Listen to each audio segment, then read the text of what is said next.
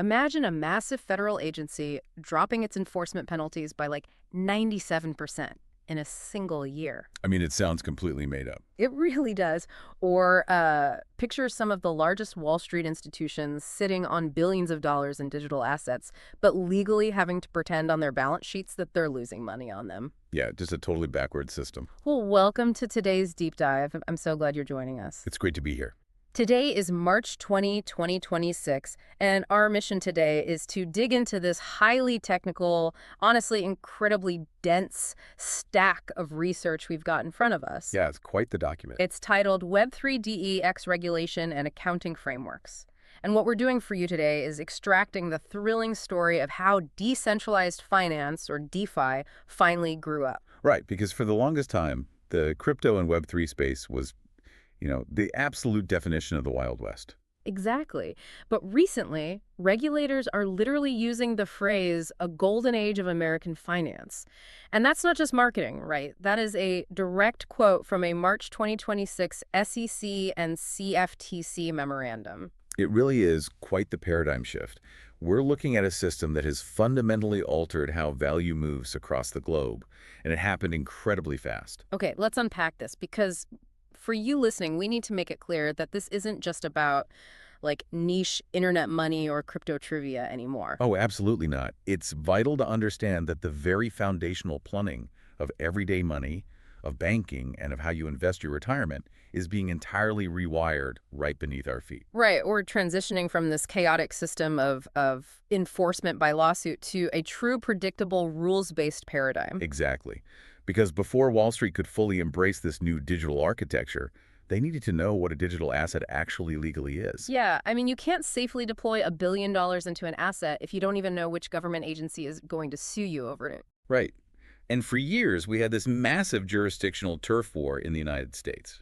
Between the SEC, the Securities and Exchange Commission, and the CFTC, the Commodity Futures Trading Commission, both of them were basically claiming, hey, we're in charge here. And that friction was arguably the biggest bottleneck in American financial innovation. I mean, the definitions they were using were crafted in the 1930s. Which is wild to think about. Right. They simply did not map onto decentralized networks. But that brings us to the foundational shift of 2025. The Clarity Act. Exactly. The Digital Asset Market Clarity Act. It finally drew a definitive line in the sand. So under the Clarity Act, the SEC handles assets that function as investment contracts. Which are basically your traditional securities, where you're betting on a central company's efforts to make a profit. Right. Meanwhile, the CFTC gets exclusive jurisdiction over digital commodities operating in spot markets. But the mechanism they use to separate those two categories is the real breakthrough here. The legislation established something called the Mature Blockchain Standard. And this is huge. It's the linchpin of this entire new era. Under this framework, a token isn't permanently locked into one category forever. Wait, really? It can change? Yeah, it can actually transition. A digital token can start its life classified as a security, but once the underlying blockchain is deemed mature, it graduates to being a commodity. Okay, I want to make sure I'm visualizing this correctly. Is this basically like a startup founder finally handing over the reins? Oh, that's a good way to look at it. Like in the beginning, the founder's doing everything right, raising money, writing the code, and investors are betting entirely on that founder's efforts. Right, which definitively makes it a security. But once the network is fully decentralized on a distributed ledger, the creator doesn't just step down, they essentially dissolve the central corporation entirely. Exactly. The network just continues to run itself via an open source community. And once that happens, like once the value comes purely from the utility of the network itself rather than a CEO pulling strings, it graduates from a security to a commodity. That is an incredibly accurate way to conceptualize it. It's functionally shifting the source of value from an enterprise effort to network utility. When the network is mature, no single entity can alter the ledger or halt the protocol. Man, that makes so much sense. And what's fascinating here is how this legislative architecture was complemented just a few months later in July 2025 by another massive piece of legislation. Yes. The Genius Act. Right, the Guiding and Establishing National Innovation for U.S. Stablecoins Act. It is quite a mouthful. It really is. Yeah. But it created the very first federal framework specifically for payment stablecoins. So it defines payment stablecoins as digital assets used specifically for payment or settlement, right? Assets that maintain a stable value relative to fiat currency. Precisely. And, to prevent the kind of algorithmic stablecoin collapses we saw back in the early 2020s, the Genius Act lays down incredibly strict ground rules. Like the reserve backing. Exactly. It requires 100% reserve backing. And you cannot back these tokens with risky commercial paper anymore. So what do they have to use? They must be backed strictly by U.S. dollars or short-term government assets. Okay, so it guarantees that if you hold a stablecoin, you can always redeem it at par value, one token for $1. Right. But the Genius Act does something else regarding jurisdiction that caused a massive stir. It explicitly removes these payment stablecoins from SEC and CFTC jurisdiction entirely. Oh, wow. So who oversees them then? It places them strictly under the oversight of federal banking regulators, like the Office of the Comptroller of the Currency, the OCC, and the Federal Reserve. So it basically federalizes them into the traditional banking perimeter. It does. However, doing so ignited a massive controversy that's heavily documented in the research we're looking at. Yeah, the yield issue. Exactly. The Genius Act strictly prohibits stablecoin issuers from paying interest or yield to the people holding the tokens. And the battle lines on this yield prohibition are incredibly sharp. We need to look at both sides impartially here because the arguments are intense. There we are. On one side, you have traditional banking associations, led by the American Bankers Association, who lobbied fiercely for this ban. And their argument makes logical sense from their perspective. They argue that if a digital stablecoin pays, say, a 5% yield, it's functionally acting exactly like a traditional bank savings account. Right. Therefore, the banks argue it should be subjected to the exact same deposit insurance mandates and heavy capital requirements as a traditional bank. Otherwise, you risk massive capital flight from local community banks into tech companies issuing these tokens. Okay, but on the opposing side, you have Web3 leaders arguing that this restriction completely stifles innovation. Right. Their position is that this yield isn't a traditional banking loan. It's simply a form of revenue sharing. Like, if a stablecoin issuer takes your dollar and uses it to buy treasury bills that earn a safe interest rate from the government, Web3 advocates argue that restricting the issuer from passing that interest back to the user destroys legitimate business models. They essentially argue it protects legacy bank profits rather than actually protecting the consumer. It is a profound tension between legacy systems and new technology. And look, we certainly aren't here to say who's right or wrong in that debate. No, absolutely not. We just want you to see the friction of mapping old concepts onto new rails. It's fascinating. It really is. But, regardless of the controversy over yield, the simple fact that the Clarity in Genius Acts established actual statutory rules triggered a massive, sudden pivot in federal enforcement. Right, because regulators no longer had to regulate by enforcement. They didn't have to make up the rules through endless, drawn-out lawsuits. Exactly. And the data on this pivot is just staggering. Between late 2024 and early 2026, the SEC executed a massive strategic retreat from the crypto space. Yeah, the People points out that in early 2025, they dismissed several major enforcement actions. With prejudice, actually. We're talking about massive cases against entities like Coinbase, Binance, and Gemini, all dismissed. They even closed a multi-year investigation into Uniswap Labs, taking zero action. Which reaffirmed a critical legal philosophy, right?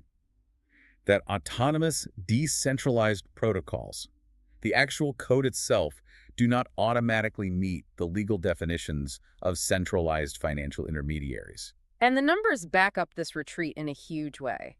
In 2025, SEC crypto-related enforcement actions dropped 60%. From 33 actions the year prior, down to just 13. But the monetary penalties are the real shocker. They plummeted to $142 million. That is a 97% drop from the previous year. It's wild.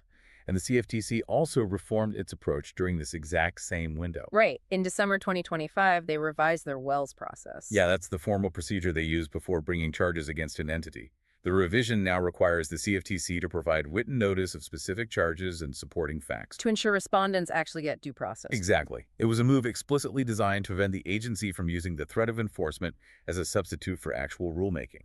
Okay, so I have to ask the obvious question here. Wait, so did the SEC just surrender to the crypto industry? Did they throw their hands up and walk away? Not at all. It's not a surrender, it's a strategic refocusing. Okay, so they're re-aiming their weapons. Precisely. What the data shows is a move away from prosecuting the technical deployment of blockchain technology, the builders and the coders. Instead, regulators are pivoting back to their bread and butter enforcement. Which means what exactly? They are going after actual underlying crimes. As the source material notes, they're targeting fraud, theft, money laundering, and sanctions evasion. Ah, so they're going after lying, cheating, and stealing, rather than arguing over whether a specific snippet of code represents an unregistered securities exchange. Exactly. So if you're building a legitimate decentralized network, the legal threat level has dramatically dropped. And that legal clarity triggered the next massive shift in our timeline. Wall Street institutions finally felt safe enough to put crypto on their balance sheets. The lawyers gave the green light. But then, they hit an absolute brick wall with their accountants. Oh man, the accounting stuff. This is wild. Yeah. The traditional accounting rules for digital assets were, frankly, punitive.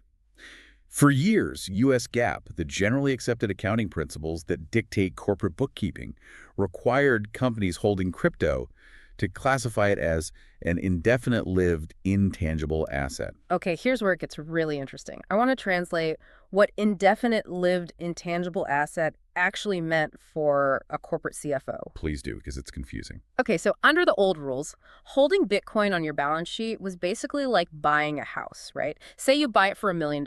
Okay. If the real estate market crashes and your house is temporarily worth $500,000, you are legally required to write down that loss on your books. You look like you're bleeding money. Right, an impairment charge. But then, if the market recovers a year later and your house is suddenly worth $2 million, you are legally forbidden from claiming it went back up in value. Even if you sold for a massive profit later. Exactly. Your books still say it's worth $500,000 until the day you actually sell it. It was an absurd asymmetry. It completely distorted the financial health of any company heavily invested in digital assets because their balance sheets only ever reflected the lowest possible value the asset had ever reached. But in December 2023, the Financial Accounting Standards Board, the FASB, issued an update, ASU 2023-08.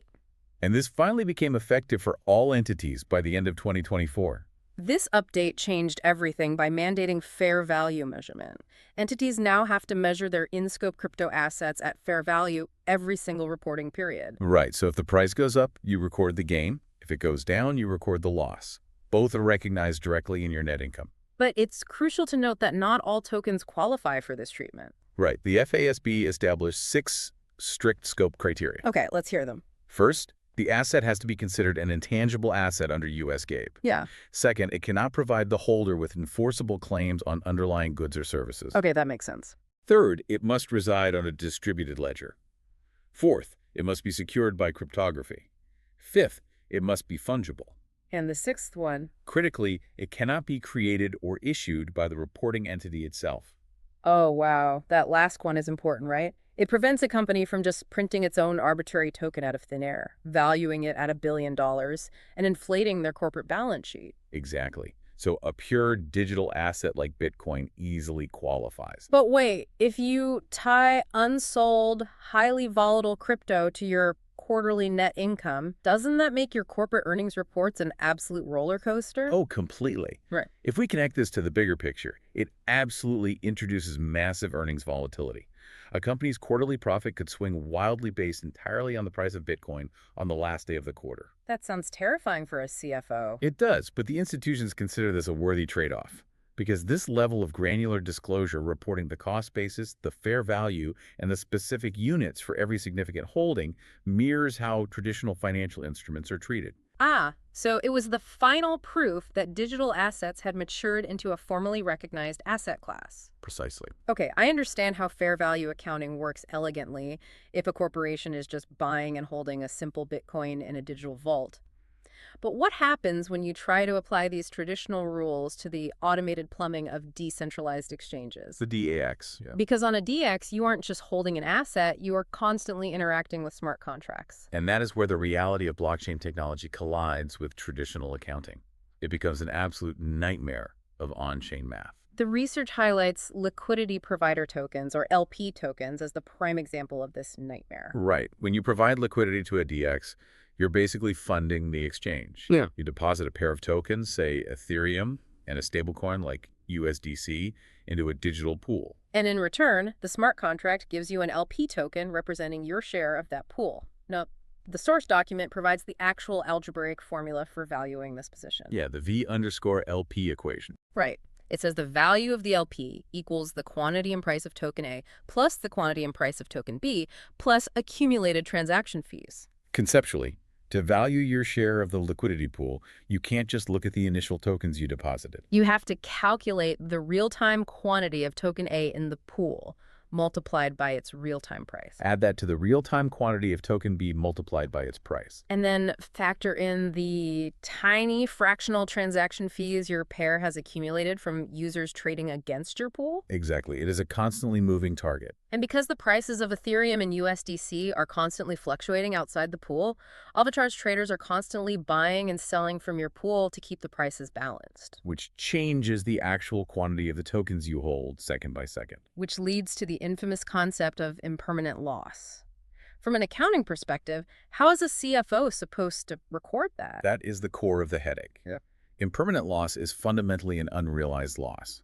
It reflects a change in the value of an unsold investment position. However, those tiny accumulated transaction fees you're earning, under current tax guidance, that revenue is recognized as ordinary income the exact moment it's received, or becomes mathematically claimable by your wallet. Wait, so you have unrealized capital losses constantly missing with immediate ordinary income, all happening continuously, 24 hours a day across thousands of microtransactions on a blockchain. Yes. No human accountant can track that manually. They absolutely cannot. And that's just the complexity within a single liquidity pool on a single blockchain. The complexity multiplies exponentially when you consider cross-chain bridging. Right. Moving assets from one blockchain to another. Say a company wants to move their corporate treasury assets from the Ethereum network over to the Solana network. Right. Look, if I move a $20 bill from my left pocket to my right pocket, I didn't just earn $20. Obviously not. It's an internal transfer. Yeah. But from what I'm reading, standard corporate accounting software completely misinterprets this action on a blockchain. Right. Because traditional ERP systems, like your standard off-the-shelf Oracle or SAP software, they don't natively understand blockchain schemas. So when you bridge an asset, it doesn't look like a simple wire transfer to them? No. On the Block Explorer, it shows up as the asset being burned or locked into a smart contract on Ethereum. Okay. And then an entirely new token is minted or unlocked on Solana. So the accounting software sees the burn on Ethereum and assumes the company just destroyed or sold the asset, triggering a realized gain or loss event. Yes, and then it sees the mint on Solana and assumes the company just magically acquired brand new income out of nowhere. So it's accidentally inventing revenue and double counting assets. That's insane. Yeah. How are sophisticated companies preventing this from triggering massive erroneous taxables? By entirely abandoning manual spreadsheets and relying on modern crypto-native accounting platforms, the research highlights specialized tools like TRE's Finos or Bitwave. Okay, so what do those tools actually do? They utilize advanced rules-based engines to automatically categorize activities. They identify the burn on one chain and the simultaneous mint on the other. And they collapse those transactions in real time. Exactly, labeling it correctly as a non-taxable internal transfer. They act as the vital translation layer between the raw, chaotic blockchain data and the pristine, traditional general ledger. Wow, and solving these insane accounting nightmares was the final puzzle piece. It really was. Because we now have legal clarity from the Clarity and Genius Acts, and these smart account tools, traditional finance, TradFi, and DeFi, are actively emerging. The institutional scaling leading into 2026 is unprecedented. Tokenized real-world assets, or RWAs, have just exploded in volume. Yeah, by December 2025, BlackRock's BUIDL fund on the Ethereum network hit $8 billion in assets under management. Which is essentially a tokenized money market fund holding U.S. Treasury bills. We're seeing tokenized commodities like gold reaching $3.5 billion on-chain. This isn't retail speculation anymore. Not at all. This is heavy-duty institutional money operating entirely on blockchain rails. Furthermore, in December 2025, the CFTC launched a pilot program that fundamentally bridged the liquidity gap between these two worlds. Right. The program allows commodity derivatives markets to accept certain digital assets, like Bitcoin and regulated payment stablecoins, as eligible collateral. Which is huge, because it means traditional trading firms no longer have to continuously convert their digital holdings back into fiat cash just to meet margin requirements. They can pledge the digital asset directly. But, while the U.S. has built this flexible hybrid framework piecemeal through various acts and accounting updates, the source material points out that Europe has taken a vastly different approach. Yes, the philosophical difference is stark. The U.S. relies on functional categorization, iterating and adapting existing frameworks. Right. The European Union, however, implemented MiCA, the Markets in Crypto Assets Regulation.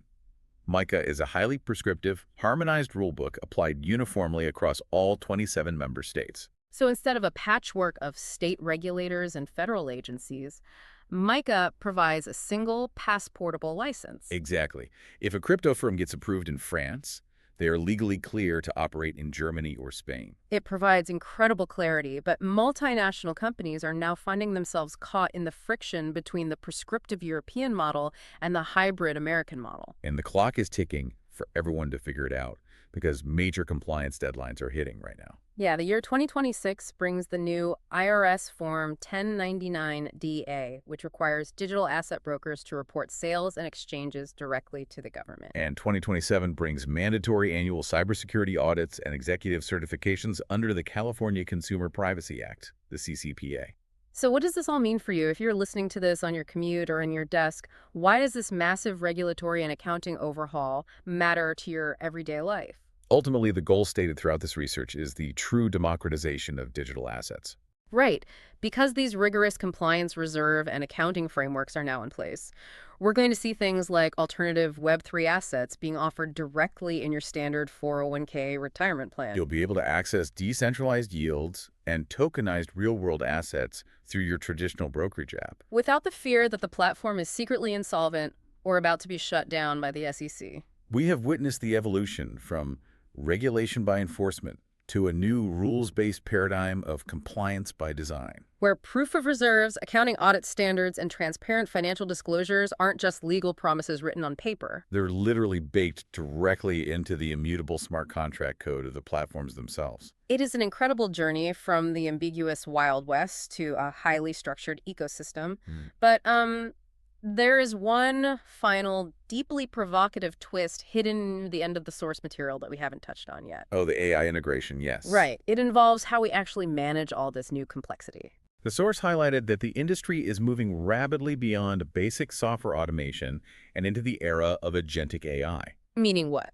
Meaning, crypto-native platforms are deploying AI agents that are fully capable of monitoring daily tax law changes across different jurisdictions, initiating compliance workflows autonomously, and navigating those incredibly complex cross-chain audits we discussed earlier. Which is absolutely mind-blowing. These systems are now automatically drafting comprehensive tax memos that are completely ready for a human partner to review. Exactly. Think about that.